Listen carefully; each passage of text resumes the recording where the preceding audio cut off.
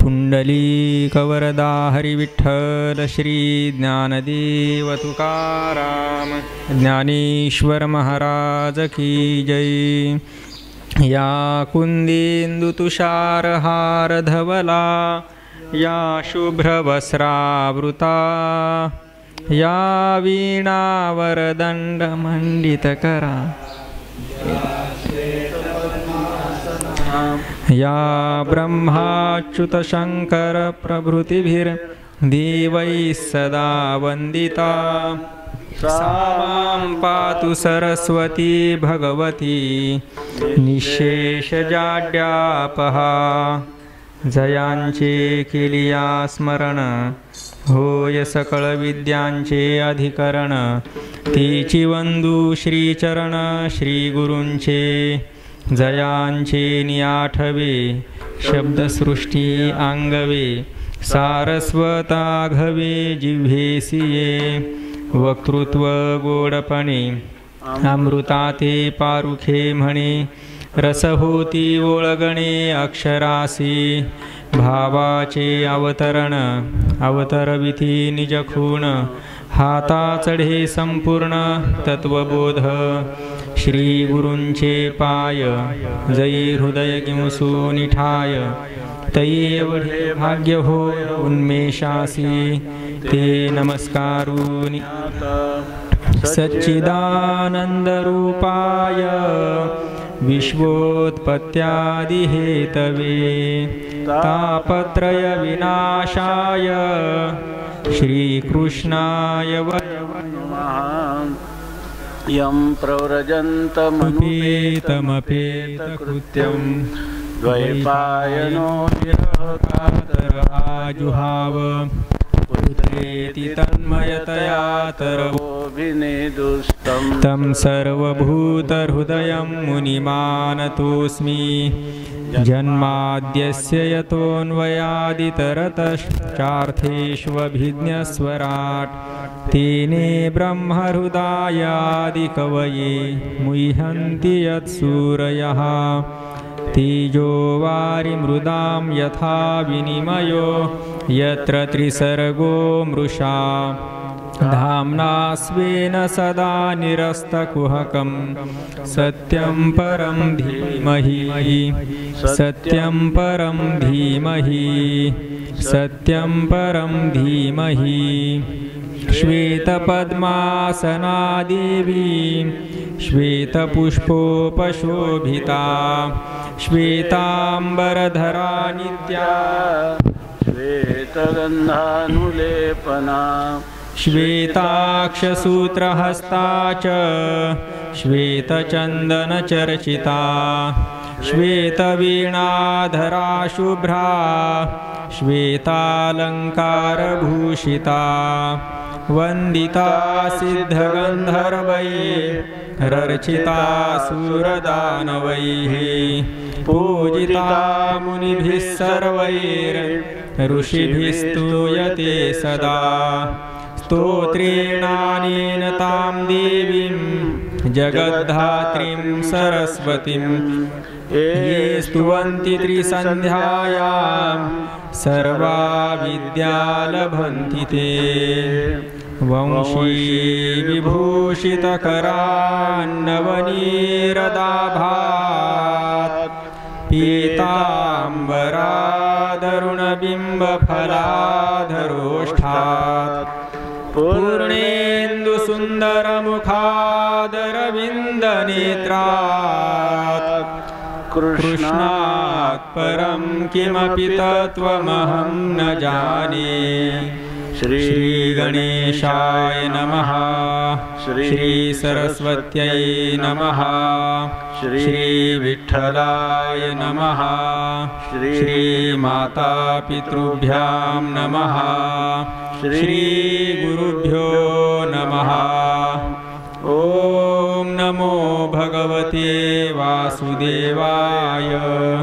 रामकृष्ण हरि रामकृष्ण हरि रामकृष्ण हरि। निळिये रजनी वाहे मोतिया सारणी निळेपणे खाणी सापडली अंगणी चिंतामणी जळधरू सिंपणी अमृत साजणी जीवन कळा सुमनाची शेजे विरहिणी विराजे शयनी सुलजे आरळ सेज माझ याने हटी मुख कमळ टेकी निळिये अवलोकी कृष्ण मूर्ती कमळणी आमोद सुस्वाद मकरंद चंदनाची अभेद उटी अंगी कर्पूर परिमळे दिव्य खाद्य फळे ठेवूनी सोज्वळे वाट पाहे मन तो न निळिये गोविंदाची सोसे विरहिणी पाहे वाटूनी ऐसे ज्ञानदेवी निळिये वाटूनी गोविंदी कृष्ण निळिये पदी ठाव झाला अंगणी चिंतामणी जळधरू सिंपणी अमृत साजणी जीवन कळा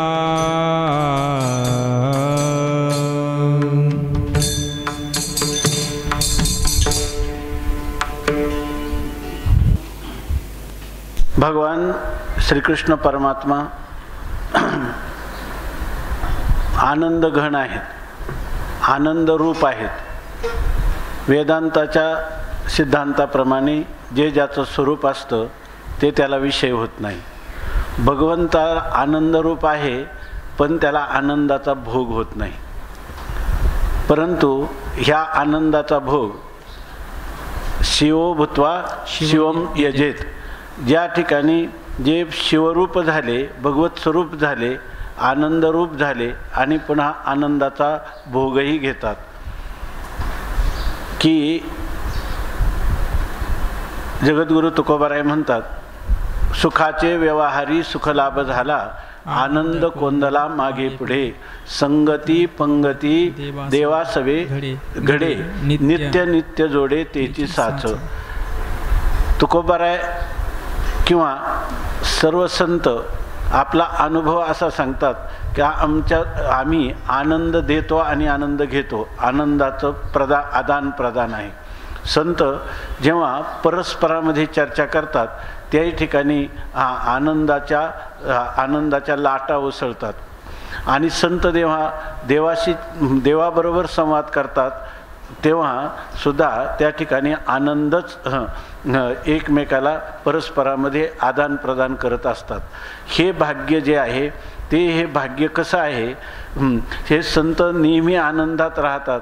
परंतु कारण का, तर त्या आनंदरूपतेचा मूलभूत स्रोत या ठिकाणी परमात्मा आहे. त्या परमात्म्याच्या आनंदानेच, थोडा आवाज कमी करा, परमात्म्याच्या आनंदानेच ते आनंदी होतात असं दिसतं.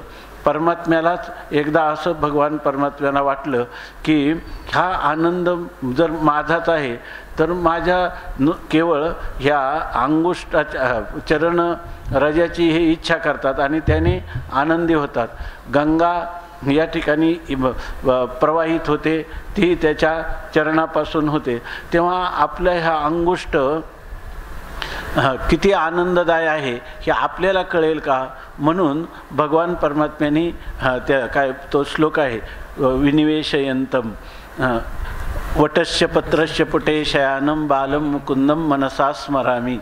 तर ह्या श्लोकामध्ये भगवान परमात्म्याने आपला पाठीवर झोपले असताना आपल्या हाताने आपला चरणांगुष्ट करारविंदेन पदारविंदम मुखारविंदे विनिवेशयंतम वटस्य पत्रस्य पुटे शयानम बालम मुकुंदम मनसा स्मरामी.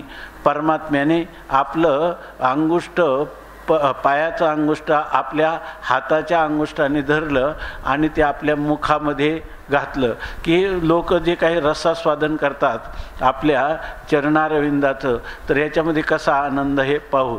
परंतु तो आनंद परमात्म्यालाही भोगता आला नाही, फक्त त्याच्या ठिकाणी जिज्ञासा उत्पन्न झाली.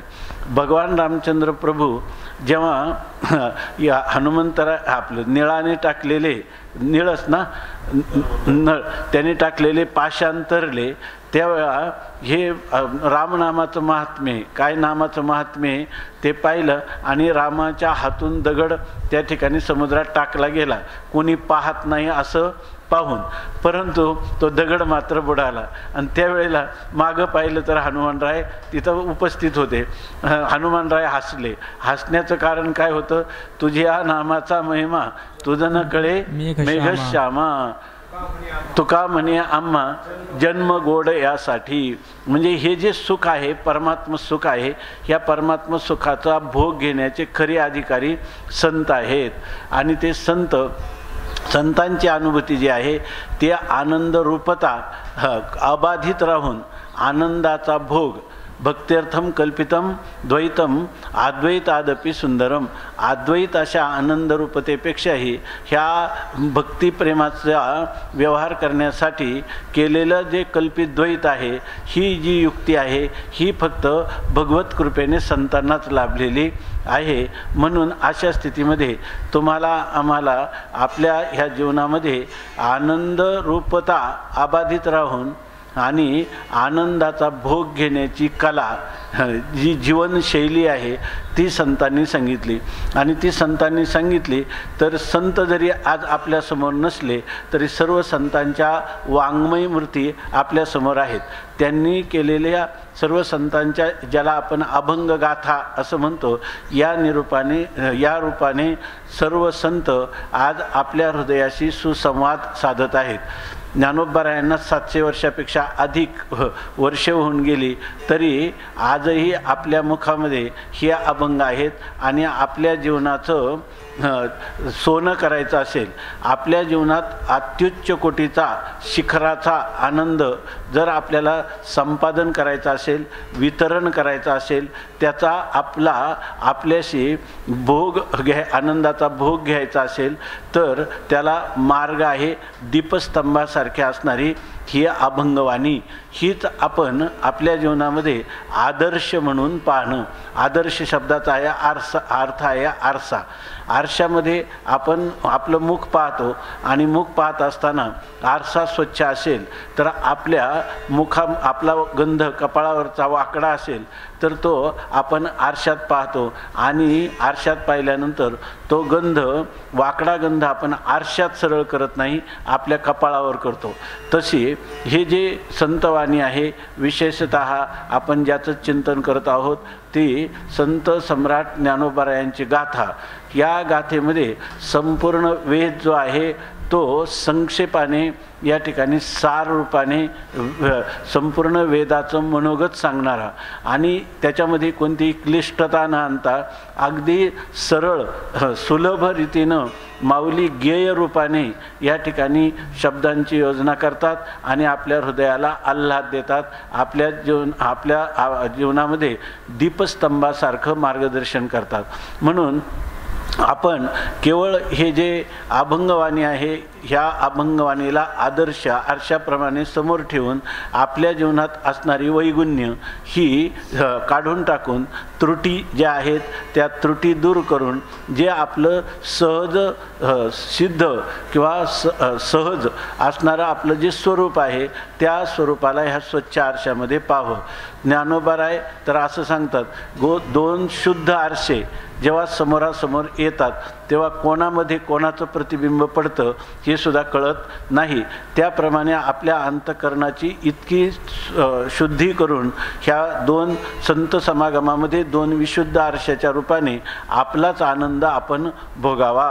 अशासाठी ही संतांनी इतका, आणि हा जो आनंद आहे नाही या आनंदाशी जोडा, सांगता गोष्टी लागती गोडा, आलाशी आकारा अमुच्या चाडा, तुका म्हणे भिडा भक्ती, तुका म्हणे भिडा भक्तीच्या.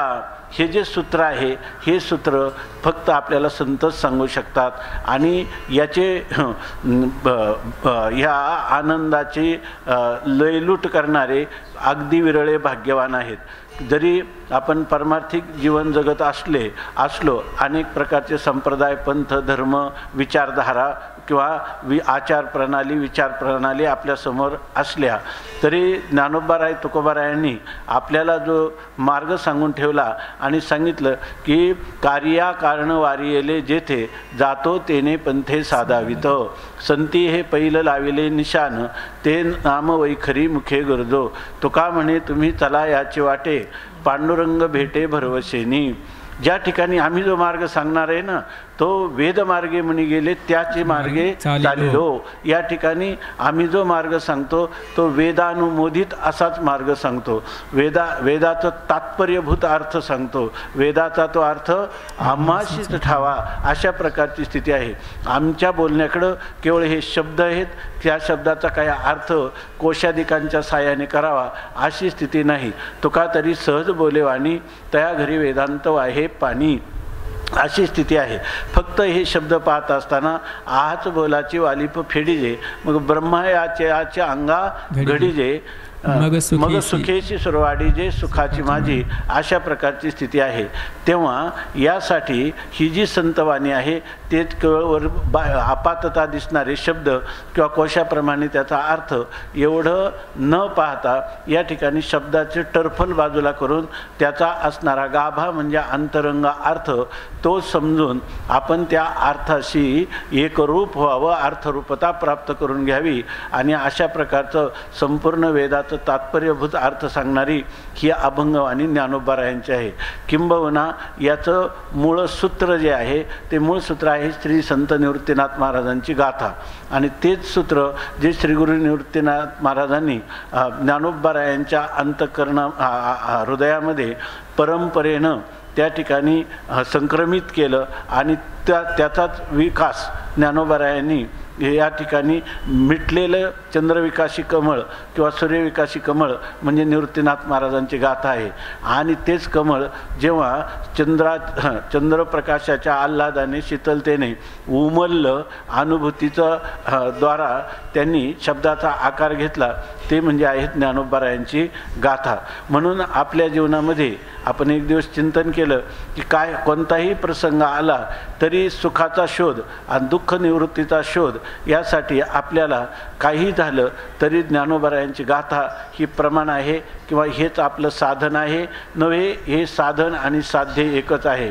आणि अशाच प्रकाराने संत सांगतात कार्य कारण वारियेले जेथे, कार्य आणि कारण ज्या ठिकाणी पूर्णपणे निवृत्त झालेलं आहे, निराश झालेला आहे आणि त्याच मार्गाने आम्ही तुम्हाला साधावतो, तुम्हाला हाका मारतो आणि हकारुनी सांगे तुका, त्या ठिकाणी आम्ही तुम्हाला हकारित आहोत. आणि ते कोणतं असेल तर त्यांनी सांगितलं ते नाम वैखरी मुखे गरजो, की ज्या ठिकाणी ते ठिकाण जे आहे काय जातो तेने पंथे साधावित, संती हे पहिलं लाविले निशान ते नाम वै खरी मुखे गरजो. संतांनी हे निशान लावलेले, किंवा निशान शब्दाचा दुसरा एक अर्थ आहे भिरी वगैरे जी महान उद्घोष करणारी वाद्य आहेत, त्याप्रमाणे आम्ही हे वाद्य लावून तुम्हाला उद्घोष करून हे निश्चित सांगितलेलं आहे. इतकंच नाही तर आमचं अंतःकरण तुमच्या दुःखाला पाहून इतकं द्रवीभूत होतं आणि तुम्हाला निश्चित कल्याणाचा मार्ग सांगण्यासाठी आम्ही तुम्हाला कारण नसताना केवळ देव घ्या कोणी एवढंच म्हणून राहत नाही, तर आम्ही आग्रहाने सांगतो हा मार्ग निश्चित शाश्वत सुखाला, अविनाशी आनंदाला प्राप्त करून देणारा आहे. हा मार्ग दुःख संबंध रहित आहे. म्हणून तुका म्हणे तुम्ही चला याची वाटे, पांडुरंग भेटे भरवसेने. तुम्हाला निश्चित परमात्मा प्राप्त होईल. याच वाटेने जा.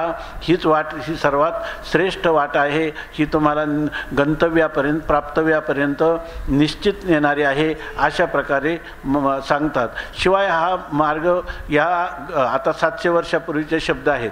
आपण जरी या गाथेचं चिंतन करायला प्रवृत्त झालो असलो तरी प्रथमच आपण सांगितलं होतं की ज्ञानोबारायांच्या गाथेचा अगदी सरळ अन्वयानुरूप पांगता अर्थ करणं ही सुद्धा अत्यंत कठीण गोष्ट आहे. कारण 700 वर्षापूर्वीची जी भाषा आहे, साधारण भाषा 10-12 वर्षांनी तिच्यामध्ये काही नवीन शब्दाची भर पडते, काही शब्द लुप्तप्राय होऊन जातात. अशा वेळेला याचा पांगता अर्थ शब्दशः अर्थ करणं पण इतकी कठीण गोष्ट आहे की जसं सिंहाच्या गुहेमध्ये जाऊन सिंहाच्या नाकातले केस उपटणं जितकं कठीण आहे त्याच्यापेक्षाही कठीण या शब्दांचा अर्थ करणं आहे. परंतु या ठिकाणी ज्याला गरिबी हटाव आपण असं म्हणतो, त्या न्यायाने या शब्दांच्या ठिकाणी मंत्ररूपता असल्यामुळं या शब्दांचं केलेलं पारायण किंवा त्याचा शब्दार्थ जाणण्याचा केलेला प्रयत्न हा सुद्धा दयाघन माऊलीच्या प्रयत्नाने एक ना एक दिवस त्याचा अर्थ आपल्याला माहीत नसला तरी तो स्फुरद्रूप होईल. किंवा आपण जर अत्यंत तळमळीनं कळकळीनं माऊलींच्याकडं प्रार्थना केली, जरी आपल्याला त्या शब्दाला प्रतिशब्द सापडला नाही तरी त्याचा भाव आपल्या अंतःकरणात स्फुरद्रूप होईल. आणि मरणाच्या एक अव्यवहित क्षणी का होईना आपल्याला अभिप्रेत असणारी जीवनमुक्ती आपल्याला माऊली ह्या शब्दांच्या द्वारा स्फुरद्रूप करतील, आपल्या अंतःकरणामध्ये त्याचा प्रकाश करतील. याच्यासाठी ही एक सेवा रूपाने या ठिकाणी आपण ह्या चिंतनाला प्रवृत्त झालो. पण ह्या चिंतनालाही लोक प्रवृत्त होत नाहीत. कारण का? बहुनाम जन्मनाम अंते ज्ञानवान माम प्रपद्यते वासुदेव सर्वमिती समात्मा सुदुर्लभा आस्तेच्या महापुरी रिगताती कोटीवरी परिप्राप्तीच्या पहिलं तरी विपायला निघे, अशा प्रकारची स्थिती आहे. तेव्हा हे चिंतन एवढ्यासाठी आपण केलं की आपण अत्यंत भाग्यवान आहोत की या ठिकाणी जे मूलभूत ज्ञानाचा, आनंदाचा, अमरत्वाचा संदेश देणारा जो स्रोत ज्ञानोबारायांचा आहे त्या शब्दाचा वेध घेत आपण आपल्या आत्मकल्याणाकडे वाटचाल करावी, अशी ह्या कराळ विक्राळ कलिकाळामध्ये आणि ह्या करोना नावाच्या व्याधीमध्ये जीवनाची अनित्यता, मिथ्यात्व, पारतंत्र्यता, क्षणभंगुरता हे आपल्या ध्यानी येऊन माऊलींच्याच कृपेने आपण माऊलींच्या चरणाजवळ बसून पवित्र सलीला इंद्रायणी मातेच्या तटाकावर या ठिकाणी या शब्दाचा वेध घेण्यासाठी प्रवृत्त झालो. हे सुद्धा आपल्या जीवनातले भाग्याचे क्षण आहे. माऊली या ठिकाणी हे निळ्याचे अभंग चालू आहेत आणि नीलवर्ण असणारा श्रीकृष्ण परमात्मा जो त्या परमात्म्याचा वेध लागल्यामुळं या ठिकाणी त्या परमात्म्याचं जे काही नील स्वरूप आहे, श्याम स्वरूप आहे, सावळं स्वरूप आहे, सावळे सुंदर रूप मनोहर, याचा ज्ञानोत्तर प्रेम लक्षणात्मक भक्तीच्या रूपाने माऊलींच्या अंतःकरणामध्ये जो विकास झालेला आहे, जी ओढ लागलेली आहे, ती ओढ आपण कळून घेण्यासाठी या निळ्याचे अभंग पाहत आहोत. त्याच्यापैकी आता 35 क्रमांकाचा आपला अभंग आपण वाचला. निळिये रजनी वाहे मोतिया सारणी निळेपणे खाणी सापडली. माऊलींना भगवत भेटीचा जो आनंद आहे आणि भगवत विरहाचं जे दुःख आहे त्या दोन्हींचंही वर्णन माऊलींनी केलेलं आहे. तर या ठिकाणी निळिये रजनी आपण पाहिलं, आकाशाचा वर्ण निळा आहे, नंतर अथांग व्यापक समुद्राचं जे जल आहे ते सुद्धा निळं आहे. रात्रीचा सुद्धा काय आहे, नीलवर्ण आहे, म्हणजे काळा त्याला किंवा सावळा असं जे म्हणतात तो रंग आहे. त्यापैकी हा घनीभूत सावळा घनश्याम ज्याला म्हणतात तो वर्ण या ठिकाणी जलाचा वर्ण आहे. म्हणून आकाशाच्या निळ्या रंगापेक्षाही या ठिकाणी भक्ताला तो व्यापक समुद्राचं जे काय अथांग समुद्राचा असणारा जलाचा जो वर्ण आहे तो अधिक घनीभूत असल्यामुळं तो त्याची कल्पना किंवा ते रूपक या ठिकाणी संत आपल्या इष्टदैवताच्या स्वरूपाविषयी करतात. तर त्याच्यामध्ये ते वर्णन करताना माऊलींनी साहित्याच्या अंगातूनही तितकंच वर्णन केलेलं आहे. परंतु हे साहित्य म्हणजे केवळ शब्दाच्या द्वारा रस किंवा अलंकार यांची अभिव्यक्ती करायची असं याचं स्वरूप नाही. तर या ठिकाणी रसाचंही रसरूप असणारा जो परमात्मा, त्या परमात्म्याचंही पुन्हा जे अतिंद्रिय असणारं सच्चिदानंद स्वरूप श्रुतीद्वारा आपल्याला ज्ञात झालं तरीही त्या रूपाचा आपल्याला आनंदाचा भोग व्हावा म्हणून भक्तासाठी जेव्हा तो परमात्मा त्याच्या जीवनमुक्तीच्या विलक्षण सुखासाठी जेव्हा सगुण साकार रूपाना नावारूपाला येतो आणि त्यावेळेला जो भक्त त्याचा आनंद भोगतो तो इतका अपूर्व आहे की त्या ठिकाणी त्याला मोक्षापेक्षाही पंचम पुरुषार्थ असं म्हटलेलं आहे.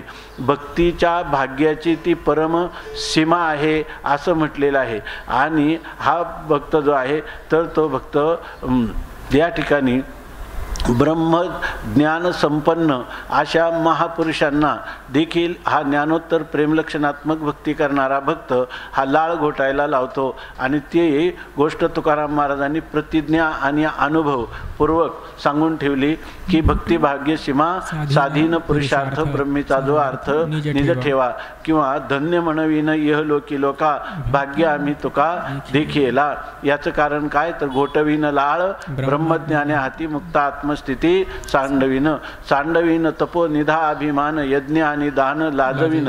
म्हणजे ह्या धर्माच्या क्षेत्रात किंवा या विचाराच्या क्षेत्रात वेदांताच्या क्षेत्रात किंवा तपतीर्थाटनादी साधन यज्ञयाग इत्यादी कर्मकांड ह्या सर्वांपेक्षाही हा एक विलक्षण अशा स्वरूपाची ही आनंदानुभूती आहे. या ठिकाणी ऐहिक सुख किंवा पारलौकिक सुख हे अत्यंत तुच्छ वाटून मोक्ष सुखा हनु लाता भय नाही जन्म घेता मोक्ष सुखा हनु लाता तुका म्हणे सत्ता निकट करून सेवेची. अशा प्रकारची ही अलौकिक अनुभूती आहे. आणि त्या अनुभूतीचा अनुवाद म्हणजे कोणती तर आपलं जे इष्टदैवत आहे ते ज्ञानोत्तर जीवनातही आपली आवड जी आहे ती आवडी उरे संचली. तर त्याच्यामध्ये काही झालं तरी आपल्या अंतःकरणात जो ठसा सगुण भक्तीचा उमटलेला आहे तो ज्ञानोत्तर जीवनातही आवडीच्या रूपाने तो तसाच प्रवाहित राहतो. आणि त्याचं वर्णन करताना माऊली म्हणतात की ते परमात्म्याचं स्वरूप कसं आहे तर निळिये रजनी वाहे मोतिया सारणी निळेपणे खाणी सापडली. रजनी म्हणजे रात्र, निळिये रजनी निळी रात्र आहे आणि त्याच्यामध्ये मोतिया सारणी वाहे. सारणी ह्या शब्दाचे शब्दकोशामध्ये दोन अर्थ दिलेले. एक आपला अंगण असा अर्थ दिला. दुसरा अर्थ संस्कृत शब्दकोशामध्ये त्या ठिकाणी क्षुद्र नदी म्हणजे लहानशी नदी. आणि आता सध्या प्रचलित आपण म्हणतो ना सारणीनं पाणी गेलं म्हणजे आता लहान पाट म्हणजे एक मोठी नदी असते त्या नदीला एक पाट काढला आणि तो पाट आपल्या शेतापर्यंत वाहत नेतो त्याला सारण म्हणतात. तर ते म्हणतात त्या सारणीतून काय वाहतं तर वाहे मोतिया सारणी. त्याच्यामध्ये मोत्यांची काळ्या रात्रीमध्ये किंवा निळी जी रात्र आहे त्या निळ्या रात्रीमध्ये मोत्याची खाण जी आहे ती वाहत आहे म्हणजे मोत्याचा पाट वाहत आहे. म्हणजे त्या पाटी रात्रीमध्ये त्या सारणीमधून त्या पाटापाटाने त्या ठिकाणी मोत्याची खाण लागलेली आहे आणि ते मोती वाहत आहेत. म्हणजे काय मोती हे स्वयंप्रकाश आहे. मोती पाहिला किंवा रत्न पाहिला ते काय करतात आपल्याला मोती पाहण्यासाठी कितीही काळी रात्र असली तर मोती जो त्याची जी चमक आहे त्याची जी कांती आहे ती सहजच दिसते. आणि काय होतं की रात्रीच्या वेळेला त्या मोत्याची चमक अधिक शोभून दिसते दिवसापेक्षाही अधिक. तसं भगवंताचा हा जो काळा वर्ण आहे, निळा वर्ण आहे, त्या निळ्या वर्णामध्ये भगवंताची जी चमक आहे, ती दैदिप्यमानता आहे, ती अधिक उठून दिसत आहे. उलट असं वाटतं की निळेपणे खानी सापडली, म्हणजे त्याला काय म्हणायचं, नीलरत्न, त्या नीलरत्नाची खाण लागलेली आहे. म्हणजे निळ्या रात्रीमध्ये नीलवर्ण, आता तुम्ही म्हणाल मग तर ते आणखी अंधकारमय तमोमय अवस्थेत परमात्मा दर्शन होत नाही.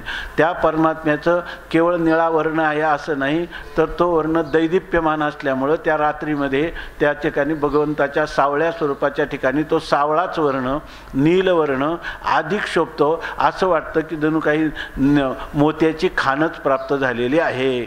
अंगणी चिंतामणी जलधरू शिंपणी अमृत साजनी जीवन कळा. आता आमच्या अंगणी म्हणजे अंगणामध्ये, म्हणजे आमच्या हृदयामध्ये जणू काही चिंतामणी आहे. म्हणजे परमात्मा जो आहे तो परमात्मा आमच्या अंगणामध्ये, आमच्या हृदयरूपी अंगणामध्ये एखाद्या चिंतामणी जलधरू शिंपणी, जणू काही चिंतामणी जो आहे तो जलधर म्हणजे मेघ, आणि तो मेघ काय करतो, शिंपणी करतो, सिंचन करतो. कशाची? चिंतामणी काय करतो, तर चिंतामणी दे चिंतिले अर्थ. तर आपण जे जे चिंतन, तुका म्हणे आम्ही जे जे इच्छा करू ते ते कल्पतरू पुरविता. असा हा चिंतामणी जो आहे तो चिंतामणी जणू काही चळधरू शिंपणी करी. शिंपणी म्हणजे आनंदाचं सिंचन करत आहेत, म्हणजे आनंद आम्हाला प्रदान करीत आहे. अमृत साजनी जीवन कळा, हे साजनी हे सखे जणू काही अमृताची जीवन कळा. म्हणजे आपण ते कोणतं अभंग आहे सापडला का, 17वी जीवन कळा पाहे आत्मा हा चिंतोनी. आपल्या सर्व आनंदाचा मूलभूत स्रोत 16 कला सांगितल्या, पंच ज्ञानेंद्रिय, पंचकर्मेंद्रिय, पंचप्राण आणि अंतःकरण, ह्या 16 कला आहे. आणि या सर्वांचं अधिष्ठान कोण आहे?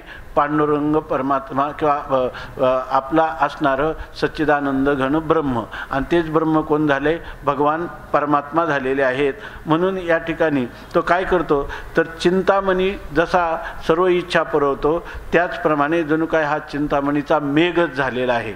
आणि तो मेघ जसा सर्व ठिकाणी वर्षाव करतो त्याप्रमाणे हा आमच्या जीवनामध्ये आम्हाला आनंदाचा वर्षाव करणारा मेघ सुद्धा कोणत्या वर्णाचा असतो? श्याम वर्णाचा असतो.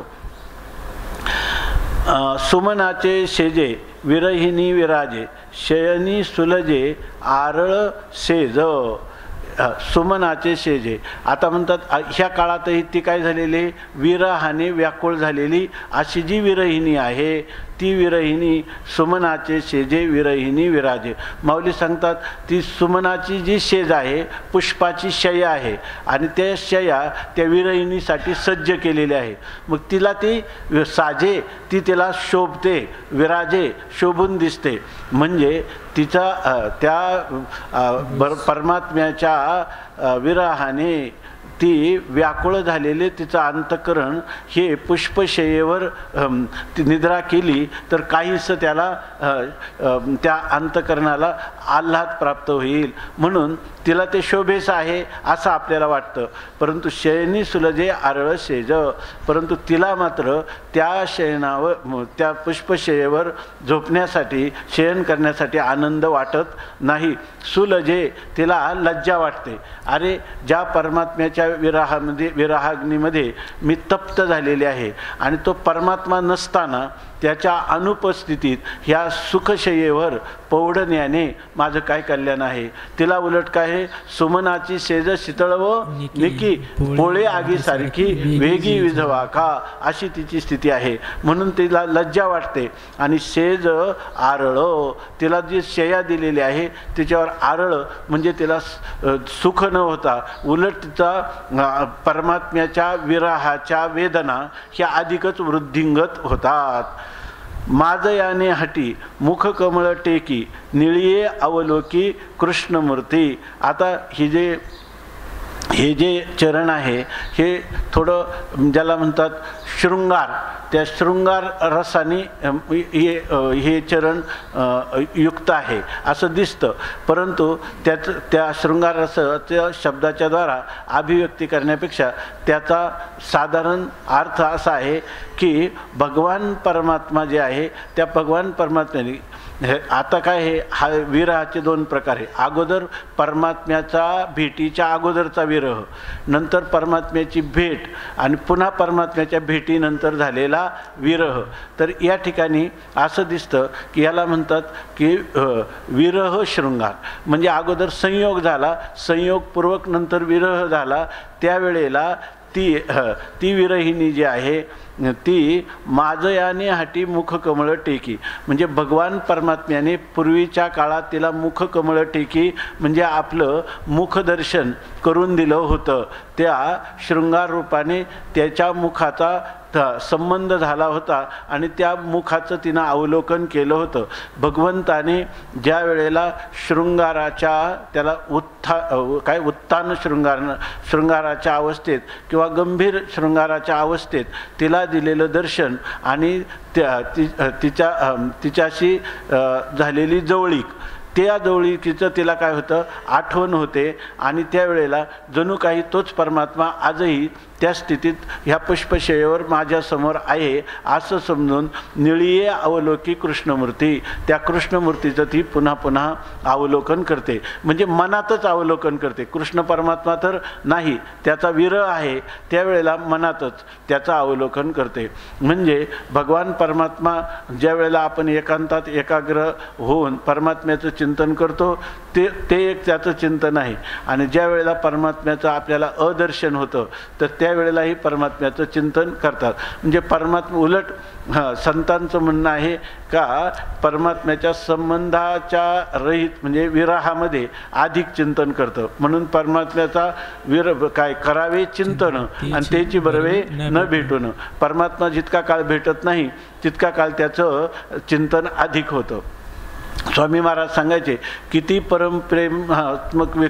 परमप्रेमास्पद व्यक्ती असेल तिच्या विरहात जेवढं त्याचं चिंतन होतं तिच्या संयोगात तेवढं चिंतन घडत नाही. मिलिटरीत असणारा मुलगा जेव्हा येतो तेव्हा आई त्याला गाढ आलिंगन देते आणि तिला वाटतं की डोळ्या परताप दुरी न करावा असं तिला वाटतं. नंतर तोचे पराक्रम बरेच दिवस राहिल्यानंतर वाटतात तेव्हा वाटतं हा पुन्हा त्याच्या मिलिटरीतच जावा असं आहे. कारण जितका त्यांना आणखी आपल्या प्रिय वस्तूचं महात्म्य किंवा अंतकरणात गरिमा हा सारख्या सहवासाने वाटत नाही. त्यासाठी सुभाषितकारांनी उदाहरण दिलं काय अतिपरिचयाद अवज्ञा संतत गमनाद अनादरो भवती मलये भिल्ल पुरंधरी चंदन तरु काष्टमिंदनम कुरुते. सांगितलं की मलय पर्वतावर ज्या भिल्ल स्त्रिया असतात त्या स्वयंपाकासाठी चुलीमध्ये चंदनाची लाकडं वापरतात. त्याप्रमाणे ज्यांच्याशी अतिपरिचय होतो तर त्यांची अवज्ञा व्हायला लागते. जर तो पुरुष कायम आपल्याकडं सारखं येणं राहिलं तर संतत गमनात अनादरो भवती, त्याच्याविषयी अनादर पण वाटायला लागतो. म्हणून हे विरहामध्ये एक प्रकारचं उच्च गंभीर असं विरहात एक दुःख जसं वरवर वाटतं त्याच्यामध्ये चिंतनाचं सुख मात्र अधिक आहे असं तुकोबाराय म्हणतात की बरवा अंगीर आहे भाव आणि तंग तोची जाणा देव. तर आपलं जितकी काय माणसाचं व्यक्तित्व किंवा त्याची मनोवृत्ती कशावरून घ्यायची, त्याच्या मनात ज्या प्रकारचे विचार आहेत त्याच्या मनाचा स्तर गंभीर स्तरात त्याचे जे धारणा झालेले आहेत तेच त्याचं खरं व्यक्तिमत्व आहे. हे व्यक्तिमत्व ह्या व्यक्तिमत्वाची पुष्टी विरहामध्ये भगवत विरहामध्ये अधिक होते. म्हणून हे विरहिणी जी आहे तिचा याला म्हणतात संयोगपूर्वक झालेला जो वियोग आहे किंवा विरह आहे त्याच्यामधलं हे बोलणं आहे. आणि आता तर कृष्णमूर्ती समोर नाही पण ती काय करते निळीये अवलोकी कृष्णमूर्ती आपल्या मनामध्येच त्याचं चिंतन करते. कमळनी आमोद सुस्वाद मकरंद चंदनाचे अभेद उटी अंगी. आणि जसा कमळनी म्हणजे कमलाचं पुष्प, त्याच्यामध्ये जसा आमोद म्हणजे सुगंध असतो, सुस्वाद मकरंद किंवा मकरंद, त्याच्यामधला मकरंद किंवा मध हा जसा अत्यंत स्वाद घेण्याला योग्य असतो, त्याप्रमाणे चंदनाची अभेद उटी अंगी. आणि तिनं चंदनाची उटी अंगाला लावते. पण कोणतं चंदन इथं? अभेद चंदन, म्हणजे भगवंताचा आणि आपलं नित्यसिद्ध ऐक्य आहे हेच चंदन ही. आणि त्या चंदनाची उटी लावली. हे सर्व कुठं चाललेलं आहे? प्रत्यक्ष चालले का मनामध्ये चालले? मनामध्ये जणू काय परमात्मा आलेला आहे. परमात्मा आल्याबरोबर कमला पुष्पांचा सुगंध या ठिकाणी दरवळला आहे, किंवा त्यांनी ती पुष्प गोळा करून ठेवली आणि तो सुगंध परमात्म्याला मिळेल. सुस्वाद मकरंद, आणि त्याला अत्यंत मधुर मधुर अशा प्रकारचं जे काही सुस्वादू अशा प्रकारची फळं देईन.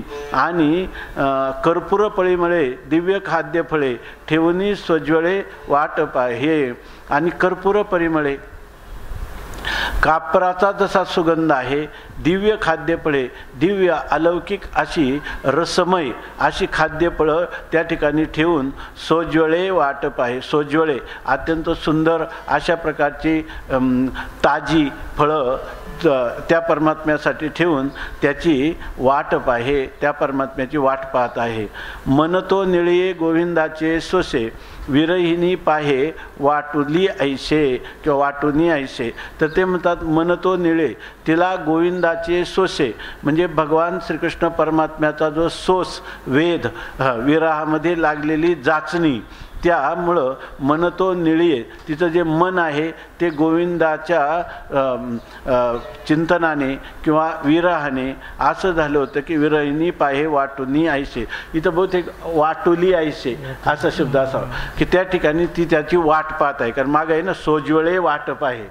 इथं तिला असं वाटतं की हा जो परमात्मा आहे तो परमात्मा येईल आणि मला भेटेल. आता मी पूर्वी अपराध केला त्यामुळं हा परमात्मा मला दुरावला, असे पण एक अभंग आहे. तुका म्हणे पाहिले मागे या एवढ्या वेगे अंतरला. काय कान यारे जगजेठी देई भेटी एक वेळा काय मोकलिले वनी सावजानी वेढिले येथवरी होता संग अंगे अंग लपविले. तुका म्हणे पाहिले मागे एवढ्या वेगे अंतरला. अशी ती पश्चातापाने देखील दग्ध होते. आणि आता जर परमात्मा आला तर मी मात्र असं रुष्ट भूमिका घेणार नाही किंवा माझ्या ठिकाणी गर्व मी धारण केल्यामुळं तो परमात्मा वेगाने मला अंतरला. आता ती चूक मी करणार नाही. म्हणून त्यांनी सांगितलं की आता बरं तो परमात्मा इतका दयाळू आहे, जरी माझी चूक झाली तरी तो काय आहे? क्षमा याचना करणारा आहे, क्षमाशील आहे. तो येईल, मला भेट देईल. म्हणून वाटोली पाहिजे त्या ठिकाणी वाट पाहत राहते. ज्ञानदेवी निळये वाटुनी गोविंदी कृष्ण निळे पदी ठाव दिला. ते म्हणतात की ज्ञानोबाराय म्हणतात ज्ञानदेवी निळये गोविंदी, हा निळा असणारा जो परमात्मा त्याची वाटुली गोविंदी, त्याची वाट मी सारखी पाहत आहे.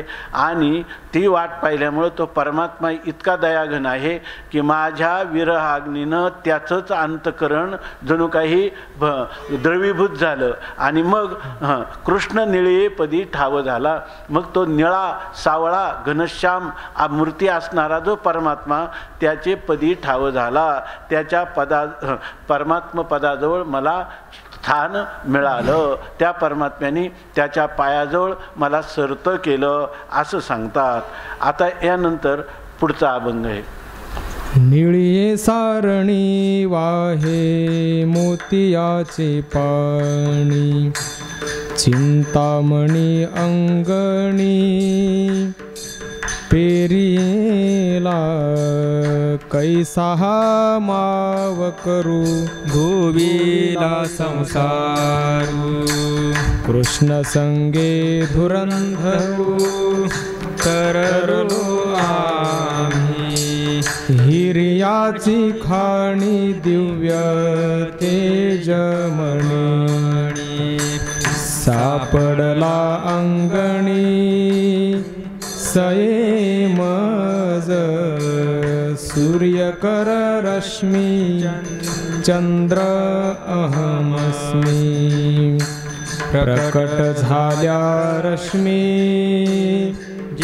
जेथुनिया कल्पतरू चोखू चिंतामणी वेखू मना माझी हरिखू देखियेला ज्ञानदेवी वल्ली विद्युलता सलिली फळपाके दुल्ली दुभिनल्या कैसाहा माव करू गोविला संसारू कृष्ण संगे धुरंधरू तरलो आम्ही निळिये सारणी वाहे मोतियाचे पाणी चिंतामणी अंगणी पेरियेला आम्ही अंगणी चिंतामणी पेरियेला आम्ही आमच्या अंगणात चिंतामणी पेरला म्हणजे लावला म्हणजे हृदयरूपी अंगणामध्ये आम्ही चिंतामणी पेरला म्हणजे बीजरूपाने अखंड त्याचं चिंतन आम्ही करू लागलो. आणि निळिये सारणी वाहे मोतियाचे पाणी. आणि जेव्हा या ठिकाणी हे सांगितलं ना शेतीच्या रूपाने ईश्वर भेटीचं वर्णन करतात. या ठिकाणी आम्ही पेरलं काय तर आम्ही चिंतामणी पेरला. चिंतामणी म्हणजे भगवंत हा भक्त काम कल्पद्रुम किंवा भक्त काम चिंतामणी सगळं पूर्ण करणारा. त्यात आमच्या जीवनामध्ये आम्ही त्याचं बीजारोपण केलं आणि आम्हाला असं दिसलं की निळिये सारणी मोतियाचे पाणी वाहे. आणि हे जे निळी असणारं जे प्रवाह आहे त्या प्रवाहामध्ये मोत्याचं पाणी वाहू लागलं. म्हणजे मोत्यासारखी प्रभा कांती असणारा परमात्मा तो परमात्मा वाहू लागला म्हणजे प्रवाहित होऊ लागला. म्हणजे आमच्या प्रत्येक अंतःकरण वृत्ती उत्थापन होणारी प्रत्येक अंतःकरण वृत्तीला तो श्रीकृष्ण परमात्मा आम्हाला दिसू लागला. आम्हाला तो साक्षात झाला. कैसा हा माव करू गोविला संसारू कृष्ण संगे धुरंधरू तरलो आम्ही. याला म्हणतात जशी वीरहिणी आहे ना हे आणि काही वीराणी आहेत म्हणजे वीरराणी. तसं या ठिकाणी ती वीरहिणी असं सांगते कैसा हा माव काय हा ही माया आहे काय ही भगवंताची माया आहे की संसारू करू गोविला. तर आम्ही संसार करू गेलो आणि त्याला गोलो म्हणजे गुंतलो. म्हणजे मायेमुळं आम्ही संसारामध्ये गुंतलो.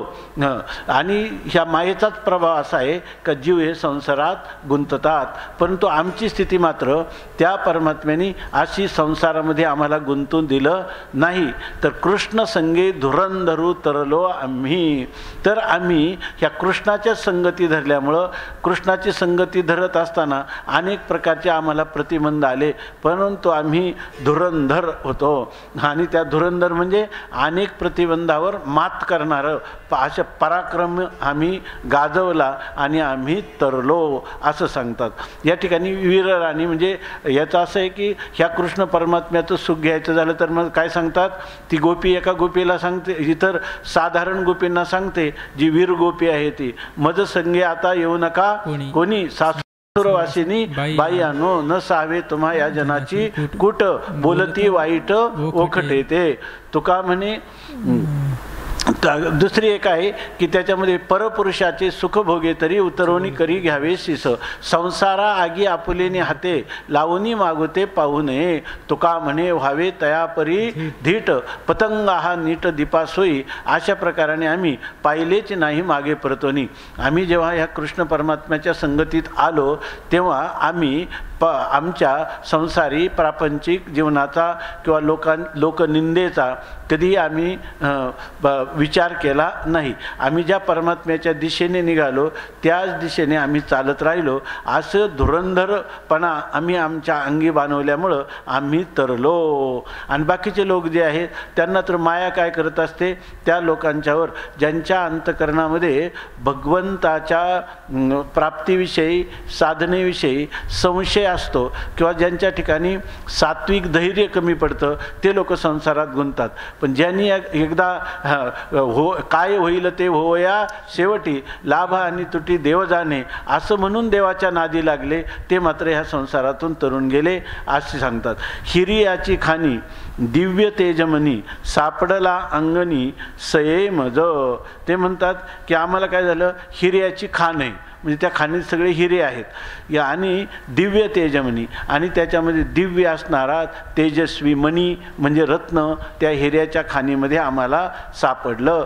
सये हे सखे मज अंगणी सापडला, माझ्या अंगणामध्ये म्हणजे माझ्या हृदयरूपी आवारामध्ये तो परमात्मा मला सापडला. परमात्मा सापडतो कुठं तर येवनी गोपाळ, तुका म्हणे मन करावे निर्मळ, येवनी गोपाळ राहे तेथे. किंवा हृदयम शब्द जो आहे तर हृदयम म्हणजे हृदयायम, हा परमात्मा हृदयात राहतो. त्याचं स्थान कुठे, हृदयात आहे. आणि साठवायचं स्थान कुठं आहे, हृदयातच आहे. आणि तो परमात्मा मला सापडला. सूर्यकर रश्मी चंद्र अहम अस्मी, प्रकट झाल्या रश्मी जेथोनिया. तर ते म्हणतात जेथोनिया सूर्यकर रश्मी चंद्र प्रकट झाल्या, ज्या ठिकाणी चंद्र आणि सूर्य यांना, चंद्र आणि सूर्य यांना जो प्रकाश मिळतो त्याच्याही रश्मी, त्या प्रकाशालाही प्रकाश देणारे किरण कोण आहेत, अहम अस्मी. बघा हा जो भक्त आहे हा ब्रह्मज्ञानी भक्त आहे. असं नाही की याला ज्ञान नाही, हा अज्ञानी भक्त नाही, ज्ञानी भक्त आहे की जो भगवंताचा काय आहे, ज्ञानी या तो आत्मा माझा, ज्ञानी त्वात्मैव मे मतम. कशावरून तो म्हणतो सूर्यकर रश्मी चंद्र म्हणजे चंद्र सूर्य यांच्या ठिकाणी जे किरण आहेत आणि ते किरणांची जी प्रभा आहे ती प्रभा कोण आहे, यदादित्यगतं तेजो जगद्भासयते अखिलम यच्चंद्रमसी यच्चाग्नो तत्तेजो विद्धी मामकम. माऊलीचं काय म्हणतात, अहम अस्मी, ते तेज कोण आहे, मी आहे. आणि प्रकट झाल्या रश्मी जेथोनिया, ही सर्व चंद्र सूर्याची किरणं जिथून प्रगट झाली. किरणं अनेक आहेत पण सूर्य काय आहे, एकच आहे. तसा एकम एवा अद्वितीयम, एकमेवा द्वितीयम असं असणारं माझं जे स्वरूप आहे. बघा परमात्म्याचा विरहामध्ये सुद्धा ज्यांना आपल्या आत्मस्वरूपाचा विसर पडलेला नाही अशा प्रकारची ही विरहिणी आहे. आत्मरूपाने एकच आहे पण आवड काय आहे आपण पाहिलं, आवडीला मोल नाही.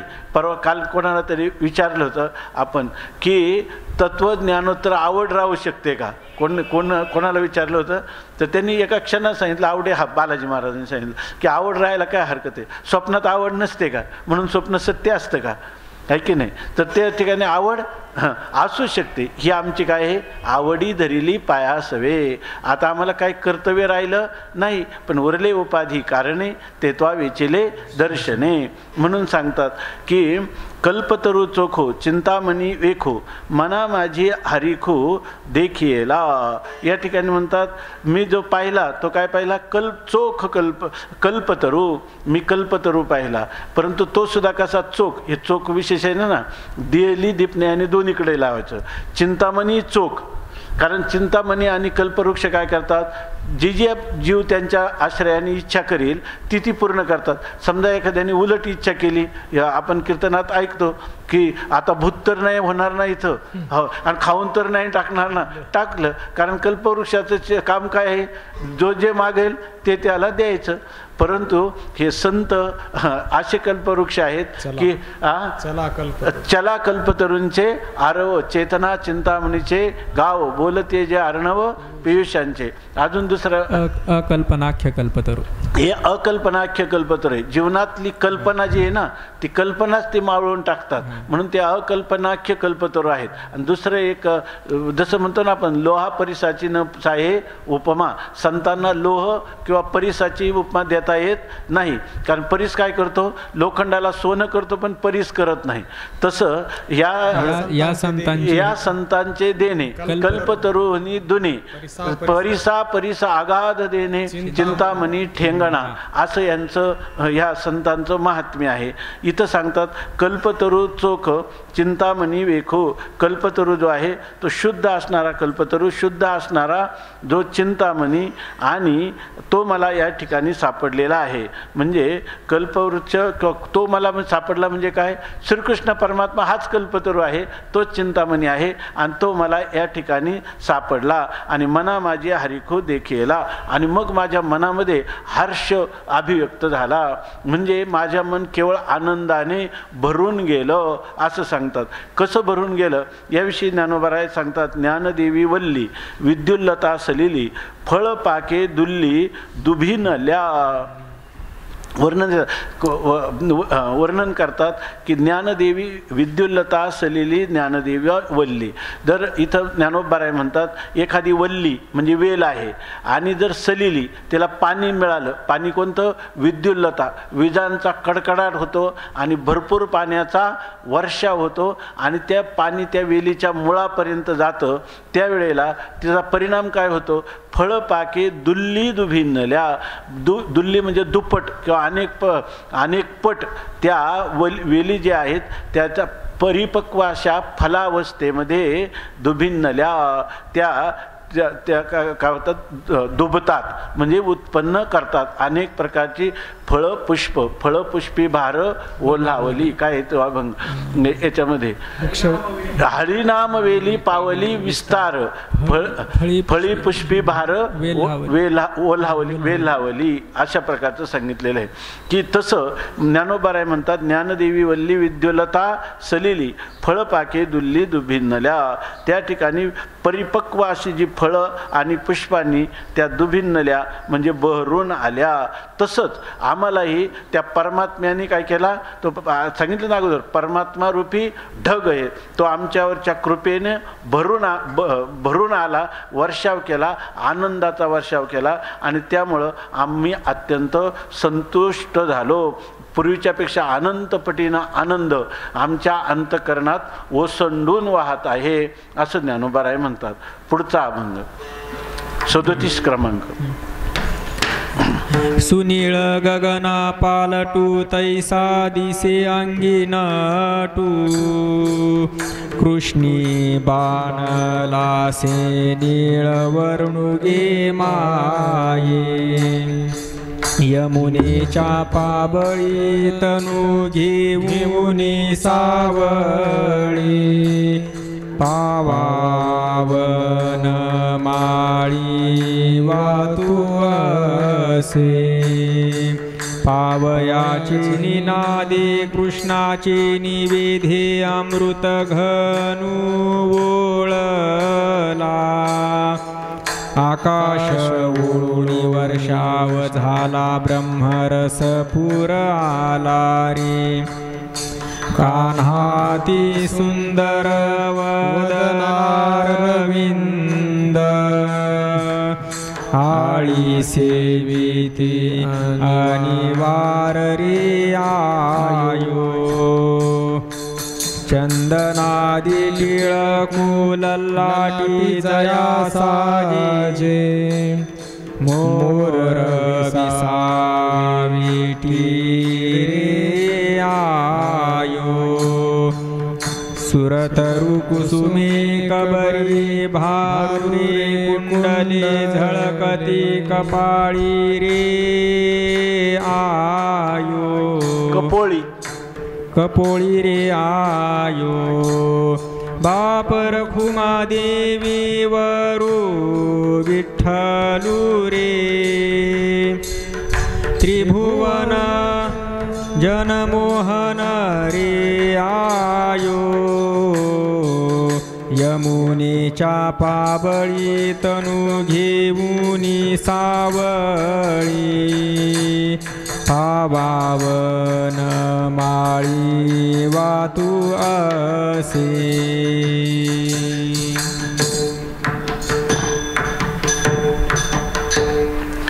सुनीळ गगना पालटू तैसा दिसे अंगी नटू कृष्णी बाणलासे निळवर्णुगे माहे.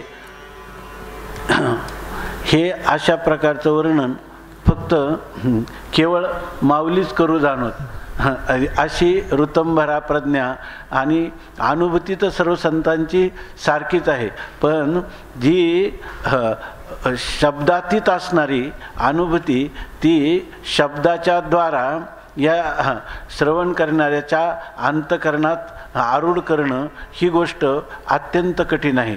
म्हणून साहित्यिक जे असतात ना, साहित्यिक अभ्यासाने होत नाहीत किंवा संत किंवा साधू हे मुळातच सहजच ते असतात.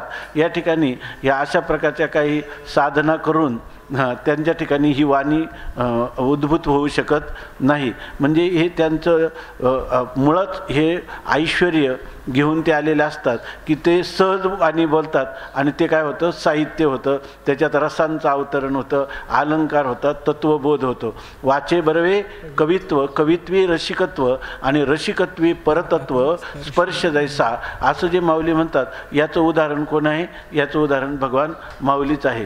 त्याप्रमाणे ते सांगतात सुनीळ गगना.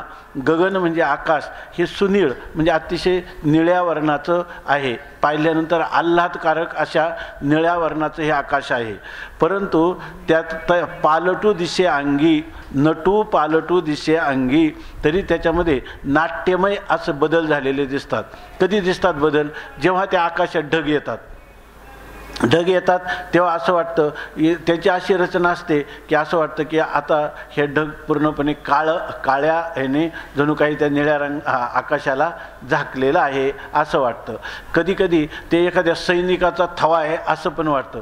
कधी कधी परस्पर विरोधी आहेत कोण ढग, आणि ते ढगाने वाटतं की हे परस्परात काय झालेल्या आकाशामध्ये युद्ध करण्यासाठी हे सैनिकांचं युद्ध चाललेलं आहे. असे क्षणाक्षणाला वेगवेगळे आकार दिसतात आणि मनुष्य एकदम आनंदाने ते आकार पाहत असतो. तसं सुनिळा गगना पालटू दिसे अंगी नटू, अंगच्या नाट्यमय अशा प्रकारचे वेगवेगळे आकार त्या निळ्या आकाशात दिसतात. तसा कृष्णी बाणलासे निळवर्णुगे माये.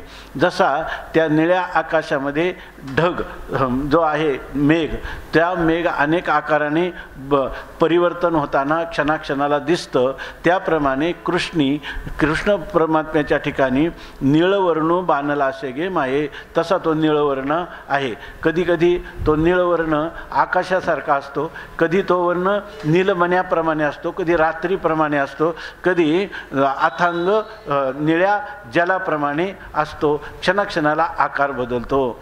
यमुनेच्या पाबळी घेऊनी सावळी पावा वनमाळी वातू असे. आणि यमुनेच्या पाबळी, यमुनेच्या तीरावर सावळी तनू घेऊनी, सावळी मेघश्याम असं लीला विग्रह शरीर धारण करून वनमाळी पावा वातू असे. आणि जो वनमाळी म्हणजे संपूर्ण या जगदरूपी वनाचा माळी, त्यांचं सर्वांचं पालन पोषण भरण पोषण करणारा हा श्रीकृष्ण परमात्मा पावा वातो असे. तो या ठिकाणी पावा किंवा वेणू वाजवीत आहे. पावयाचेनी नादे कृष्णाचेनी वेधे, अमृत घनू ओळला आकाश ओळूनी वर्षाव झाला ब्रह्मरुस पुर आला रे. आणि पावयाचेनी नादे, आणि त्याचा तो पावा भगवान परमात्मा वेणू वाजवतात त्याच्या नादाने, आणि कृष्णाचेनी वेधे, आणि सारखा कृष्ण परमात्मा जो वेणू वाजवित आहे.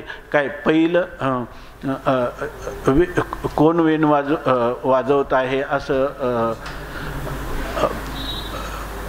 बरं, कृष्णाचे निवेधे, त्या वेणूचा नाद ऐकला आणि त्या कृष्ण परमात्म्याच्या भेटीचा वेध लागला आणि मग हा अमृतघनू वळला आणि त्या आकाशामध्ये जसं पाण्याने भरलेला ढग आहे तसा इथं अमृताने भरलेला हा मेघ म्हणजे श्रीकृष्ण परमात्मा ओळला, म्हणजे तो प्राप्त झाला आणि आकाश ओळूनी वर्षाव झाला आणि त्या ठिकाणी जे आकाश आहे त्या आकाशातून तो वळला म्हणजे आपल्याकडं प्रवृत्त झाला आणि ब्रह्मरस पुरा आला रे. ब्रह्मरसाचा हा वृंदावनी वेणू कवनाचा माये वाजे, वेणू नादे गोवर्धनु गाजे, पुच्छ पसरुनी मयूर विराजे, मज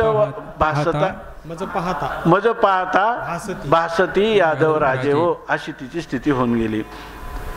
कान्हा अति सुंदर वदनारविंद आळी सेवेती अनिवार रे आयो. आता ते सांगतात की कान्हा अति सुंदर, तो कन्हैया जो आहे त्याचं अति सुंदर वदनारविंद, त्याचं वदनारविंद म्हणजे मुखकमल जे आहे ते अत्यंत सुंदर आहे आणि आळी सेवेती अनिवार रे. आळी म्हणजे आली म्हणजे भ्रमर आणि ते भ्रमर त्याचं अतिशय अखंड अशा प्रकारचा अनिवार्य म्हणजे अखंड त्याचं सेवा किंवा त्याचं भजन अखंड करतात.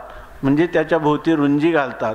ऋणुझुणू रे भ्रमरा, सांडित्व अवगुण रे भ्रमरा, सुमन सुगंध रे भ्रमरा, भोगितू निश्चळू रे भ्रमरा, चरण कमळ धरू रे भ्रमरा, भोगितू निश्चळू रे भ्रमरा, सुमन सुगंध रे भोवरा, परिमळ इद्गदू रे भ्रमरा, सौभाग्य सुंदरू रे भ्रमरा, बाप रखुमा देऊर रे भ्रमरा, परिमळाची धाव भ्रमर ओढी, तैशी तुझी गोडी लागो मज आविटगे माये विटेना. अशी ती स्थिती आहे. म्हणून म्हणतात आळी सेवेती अनिवार्य रे. भगवंताच्या सुंदर वदनारविंद जे आहे कमल, त्या कमलाचं हे भक्तरूपी भ्रमर अखंड सेवन करतात. श्रीमुख सुंदर, तुम्ही मोठ्याने म्हणा. तुझे श्रीमुख सुंदर, कुसुम शुभ कांती नागर, कासे पितांबर मनोहर, पाहुनी भूल पडली करुणा घन. अशा प्रकारचं परमात्म्याचं वर्णन करतात. चंदनादी टिळकू लल्लाटी जया साजे, मोर विसा एटी रे आयो, सुरतरु कुसुमे कबरी भारुरे, कुंडले झळकती कपोळी रे आयो.